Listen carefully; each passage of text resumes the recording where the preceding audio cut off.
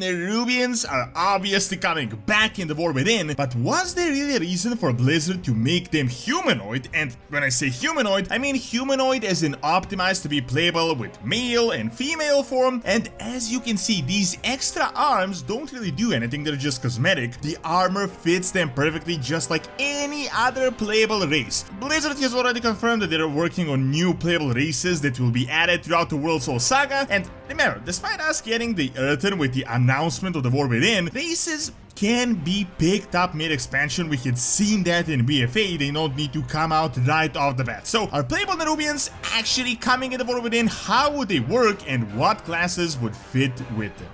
If you want to get Dragonfight or anything else Warcraft related, Gamigo has some excellent deals that you can check out with my link below. Best of all, you can get software, gift cards, a bunch of games at below market prices. On top of that, you can also use my code Doron to get yet another discount, so make sure to check out my link below and grab some amazing deals at Gamigo.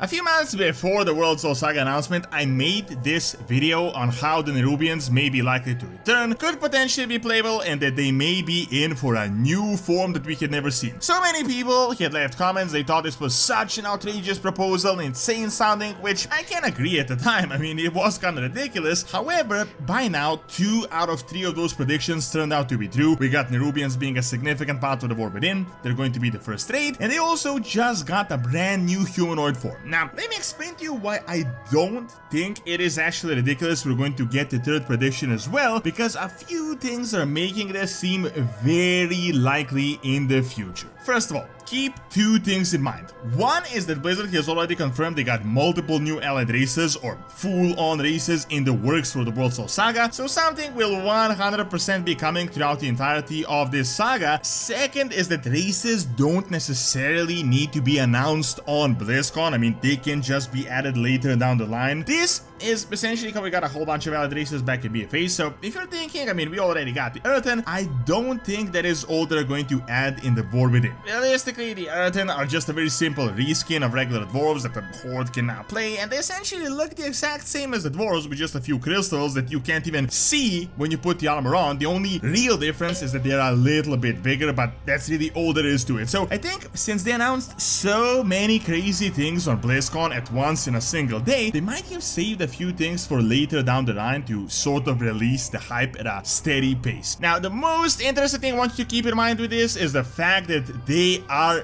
humanoid. Nerubians have been a significant part of Warcraft for well over 2 decades. They were a significant part of your units. You could actually play with the Undead faction back in Warcraft 3. We had the storyline with them with Anubarak in the Frozen Throne. Then in Wrath, we got even more things about the Nerubians. We learned about the whole War of the Spider. We had the entire faction we worked together with that are friendly to this day, and they were not like Old God nor Scourge affiliated, and they were clearly set up as the good guys. However, most important thing is that they had their own aesthetic of being Nerubians. They were very big and spider-like, and despite them being friendly and cool, they could never really work as a purple race because, first of all, they're not even bipedal for the most part. They got like 16 arms, so playable Nerubians was really always out of the question. However, just out of the blue, Blizzard decided to make up brand new lore where they got turned into a humanoid form, but when you actually examine this form in great detail, it gets even crazier.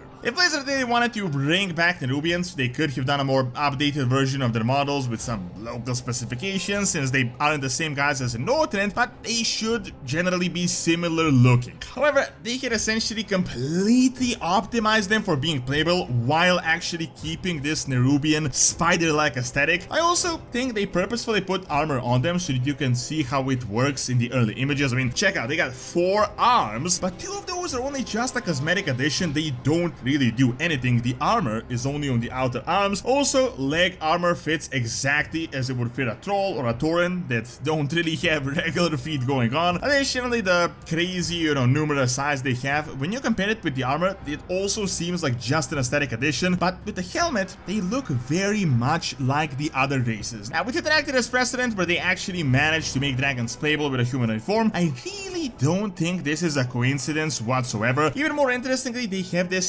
slender elven type form, which is sort of similar to the Draktyr, so I feel like we might get some interesting lore as well, as, you know, why would the Draktyr also having a high elven type form when high elves didn't even exist? That is still sort of unclear in Dragonflight. Furthermore, with the Nerubians, we got some really interesting storyline to kind of match with this, so it really seems like something is being set up. Of course, it is really early, so we don't really know what is going on, but essentially these Nerubians live at the lowest most layer of Castlegar, and it seems like they were sort of neutral, aka not all god servants, even though that is their original purpose why they were created, until xal'atath came in just now, and potentially with the essence of Galakrond she took from the time travel scenario, she converted them to this new form. We don't know whether this conversion was done by force, as it doesn't seem like all of them were converted. I mean, we can still see regular type of Nerubians with the Nerubian Queen model and the Anubarak type models. However, the Queen seems to be on the side of xal'atath, and it seems like a big internal strife is happening here with a faction not wanting to accept xal'atath and this order. This could be like Orcs 2.0, you know, accepting fel magic, their new form, and then eventually rebelling and realizing they were kinda forced into this. Furthermore, we know that the first raid of the War Within is going to be the Nerubar Palace, where it's hinted that we will fight the xal'atath affiliated queen within their kingdom of azj'kahet. So all in all, it seems likely that a faction may be turning, and that is why I think we might be getting these humanoid Nerubians joining our factions. Also, there seems to be heavy lore that they might be these children of the first flesh that were referenced in that prophecy, and personally I'm expecting massive lore revamps to how life